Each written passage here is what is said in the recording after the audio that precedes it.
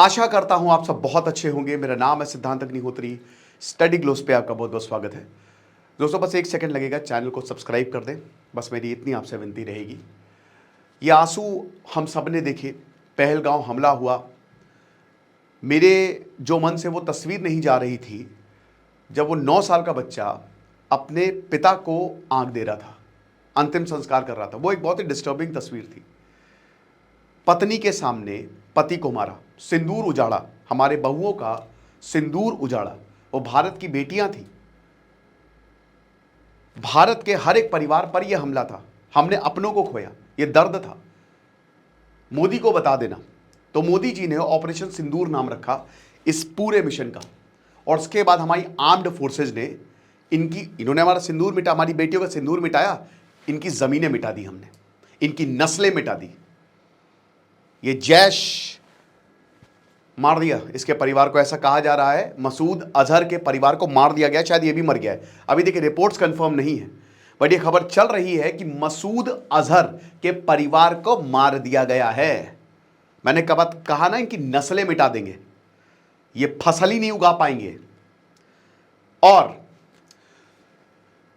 18 एकड़ का इसकी जो मस्जिद है, जहां से ये बेसिकली एक ऐसा इंस्टीट्यूशन है जहां से ट्रेनिंग होती है, जहां पे इंडोक्ट्रिनेशन होता है, जहां पे नफरत सिखाई जाती है, जहां पे हथियार आते हैं, है ना। ये मस्जिद सुभान अल्लाह जो आपको बताया कि जो भारत ने टारगेट किया है, मरकज़े सुभान अल्लाह जो जैश का मेन, जैश ए मोहम्मद का ये बहुत बड़ा, ये 18 एकड़ से बढ़ के काफी बड़ा कंपाउंड हो गया। ये काफी बड़ा कंपाउंड इसको मारा है।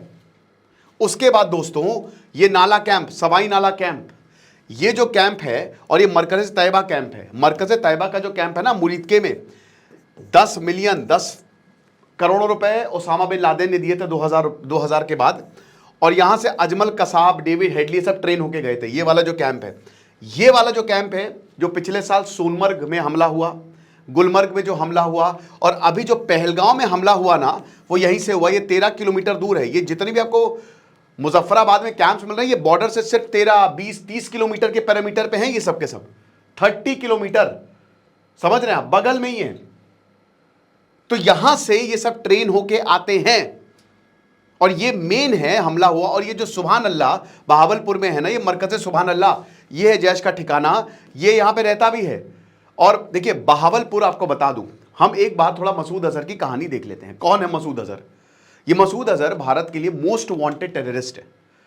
मसूद अजहर का जन्म 1968 में बहावलपुर में हुआ था। इसके पिताजी टीचर थे, पढ़ने में तेज था, 11 भाई बहन, उसमें तीसरे नंबर का। पिताजी को लगा कि कराची भेज देते हैं, कराची भेज दिया रिलेटिव के पास पढ़ने के लिए। लेकिन इसने आतंक का रास्ता चुना, इसको जिहाद करना था। 1980 में, 1979 में जब सोवियत अफगानिस्तान में घुसा, तो 1980 में यहां अमेरिका ने पाकिस्तान को पैसे देने शुरू किए, मुजाहिद खड़े करो, आतंकवाद खड़ा करो। तो ये वही आतंकवाद के लिए पहुंच गया और अफगानिस्तान में रहा। ये वहां पे इसने ट्रेनिंग ली। चंदा भिखारी है, ये चंदा इकट्ठा करता था। कहते हैं कि बहुत अच्छा चंदा इकट्ठा करने में माहिर था। तो यूके गया, अलग अलग जगह गया। 1989 में वॉर खत्म हुआ, तो उसके बाद फिर ये इसको कश्मीर की तरफ डाइवर्ट किया गया, ट्रेनिंग दी गई इसको। और 1994 में कहते हैं कि पुर्तगाली पासपोर्ट के साथ वही हरकतुल अंसार जो आज बांग्लादेश में एक्टिव है, उसी, बड़ा लाडला था हरकतुल अंसार का, ये फेवरेट था आतंकियों का। और उसको 1994 में कश्मीर भेजा, श्रीनगर भेजा, पुर्तगाली पासपोर्ट के साथ जर्नलिस्ट बना के, ढाका के रूट से, बांग्लादेश से ही आया था। और फिर पता है क्या होता है, यहां पे एक रात एक इसके साथ एक और आतंकी सज्जाद और ये एक मस्जिद में नमाज पढ़ के निकल रहे थे और उधर पे आर्मी ने रोक लिया, इसको गिरफ्तार कर लिया। शक हुआ, बोला कि ये जर्नलिस्ट है, और इसको जेल में डाल दिया। तो 1994 में ये मसूद अजहर को जेल में डाल दिया। अब इसके लिए 5 साल तक ये जेल में बंद था और भरपूर कोशिश की गई। अलग अलग आतंकियों को भेजा गया, कभी कश्मीरी को किडनैप किया, कभी अमेरिकन को किडनैप किया, कभी एक तो ऐसा हुआ था कि जेल में सुरंग खोद डाली कि इसको बाहर निकाला जाए, लेकिन ऐसा नहीं हुआ। फाइनली ICJ 814 1999 पूरे प्लेन को हाईजैक किया गया और उसके बाद इसको छुड़ाया गया। भारत सरकार ने इसको छोड़ा 1999 में। और उसके बाद ये सीधा गया ओसामा बिन लादेन से मिला।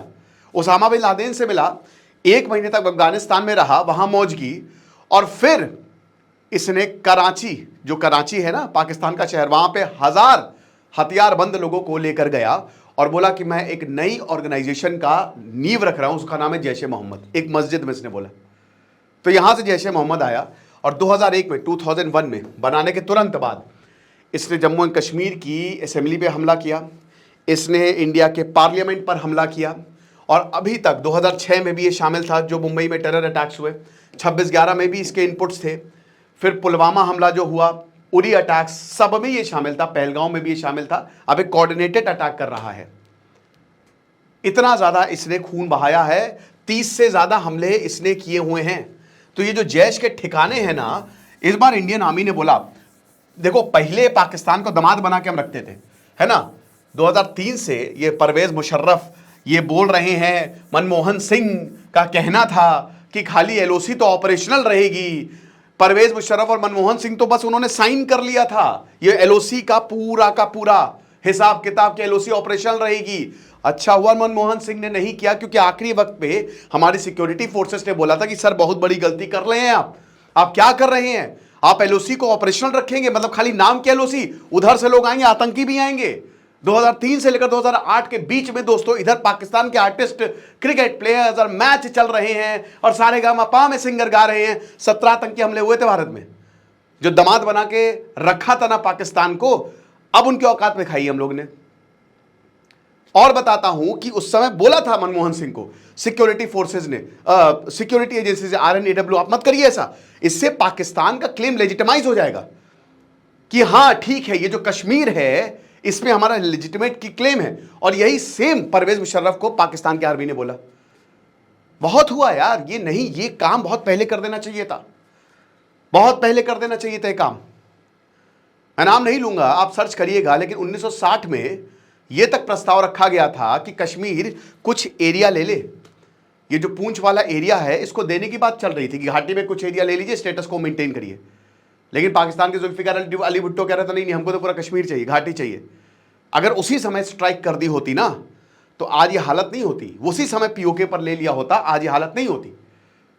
तो ये जितने भी जैश और ये इन सब के ठिकाने हैं, इन पे हमला किया है। ये कोटली वाला, ये जो मरकज अब्बास, कोटली में जो एरियाज हैं, ये हथियार के लिए यूज होते थे, दे वर यूज्ड फॉर वेपन्स। आप समझ रहे हो, वेपन बनाए जाते थे और सब ट्रेनिंग वेनिंग यही होती थी, ये पूरे ट्रेनिंग कैंप चलते थे। तो इन सबको हमला हुआ है। और आपको बता तो हमारे आर्मी चीफ का ट्वीट आया है कि अभी तो पिक्चर अभी बाकी है मेरे दोस्त। तो अभी ऑपरेशन सिंदूर तो खाली ये चल रहा है, ये तो शुरुआत हुई है, खत्म नहीं हुआ है। अभी 42 के 42 टेरर हाइडआउट्स पे हमला होगा। 80 आतंकी मारे हैं यार, 80 आतंकी, अभी तो बहुत मरेंगे। आप गिनती करते रहिए, हम प्यार भेजते रहेंगे, तो चिंता मत करिए, अभी बहुत पहले जाएंगे ये।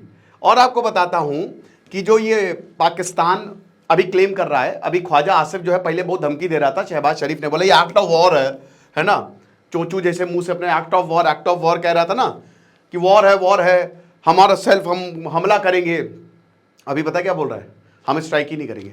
अगर भारत अब हमला नहीं करता तो हम स्ट्राइक नहीं करेंगे। युद्ध से पहले ही युद्ध विराम हो गया है। मैं जानता हूं दोस्तों कि जो बॉर्डर एरियाज हैं वहां पे रहना आसान नहीं है। पाकिस्तान हेवी शेलिंग फायरिंग कर रहा है, इससे घर तबाह होंगे, काफ़ी लोग भी मरेंगे, ये बात सच है। लेकिन हमारी आर्मी पूरी कोशिश कर रही है। आप ये समझिए कि अगर इनका परमानेंट इलाज नहीं हुआ, आपने प्रेस ब्रीफिंग देखी ना, उसमें यही तो बोला कि हमारी इंटेलिजेंस एजेंसीज ने यही बताया था कि आगे भी हमले होंगे।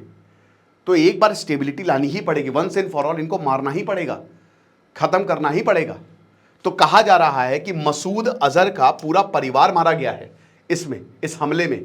और मैं तो बोलता ही हूं कि जहां पे भी लंदन जहां पे भी ये सब इनकी सेना आतंकवादी है, भाई आप टारगेट करिए। अगर ये हमारे लोगों को मारेंगे तो आप इनके लोगों को क्यों छोड़ रहे हैं? नहीं छोड़ने, खत्म करिए इन सबको। तो ये सब है। तो ऑपरेशन सिंदूर की जो तस्वीरें हैं वो ऐसे की तैसी है। साइकोलॉजी ऑफ नेटवर्किंग की क्लासेस 11 मई से होंगी। साइकोलॉजिस्ट डॉक्टर मयूरिका दास बताएंगी कि कैसे आप अपने नेटवर्क्स को बढ़ा सकते हैं। डिस्क्रिप्शन कमेंट बॉक्स में लिंक दिया है। फिलहाल अभी ये बड़ी अपडेट है, लेकिन देखिए अभी इसकी खबर की पुष्टि नहीं हुई है कि क्या मसूद अजहर मर गया है या मसूद अजहर का परिवार मर गया। हालांकि जैश की तरफ से एक स्टेटमेंट आया है कि जो भी मार्टियर्स हैं ये वो फलाना धमाका, ये अभी 200-300 साल पुरानी सोच में जी रहे हैं, है ना। जैसे ओशो कहते थे ना कि जन्नत में हूरे दिखेंगी इनको, हूरे। औरतों का एक कभी ख्याल नहीं रखते। आपने देखा ना कि जर्नलिस्ट कैसा बेशरम होकर बोल रहा था कि क्या हम इंडियन जो एक्ट्रेसेस उनको सेक्स स्लेव बना सकते हैं? तुमको स्लेव बनाएंगे बेटा, तुमको नंगा नचवाएंगे। ये बोला था इन लोगों ने, ये इनकी सोच है, ये ऐसे ही सोचते हैं। जन्नत में भी हूरें दिख रही हैं, तो भैया आपने अब औरतों का क्या, उनका क्या? ये उनकी कभी बात नहीं करते, औरतों को हमेशा ये दबाते हैं और ये औरतों के साथ यही सलूक करते हैं। मलाला यूसुफजई को गोली मार दी, वो पढ़ने गई थी, बस उसका क्या गुनाह था, खाली पढ़ने गई थी, उसको सर पे गोली मार दी। तो पाकिस्तान के हालात बहुत खराब हैं और अब और भी बदतर होने वाले हैं। पाकिस्तान रिटेलिएट कर सकता है, करेगा, लेकिन हम पूरी तरीके से तैयार हैं। आप ये समझिए कि अगर इधर से हमला हुआ पाकिस्तान की तरफ से, तो इंडियन आर्मी फिर छोड़ेगी नहीं, फिर तो हमको और कहने को मिल जाएगा। अभी भारत का स्टैंड ये है कि ये हमने एस्केलेशन नहीं किया, नॉन एस्केलेटरी है। हमने सिविलियन पर हमला नहीं किया है, हमने यहाँ पे किसी आर्मी जो मिलिट्री इंस्टॉलेशन है उन पे हमला नहीं किया है, हमने एलओसी तक क्रॉस नहीं की है।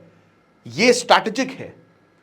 तो अगर अब पाकिस्तान की तरफ से हमला होता है तब तो हमारे पास full proof, everything we have, फिर तो कहीं बच ही नहीं सकते। तो ये है, बाकी जो होगा हम आपको बताएंगे। खुश रहिए, पढ़ते रहिए। दिस इज सिद्धांत अग्निहोत्री साइनिंग ऑफ, और 6 बजे मैं लाइव आऊंगा, आपके सवाल और मेरे जवाब। Thank you.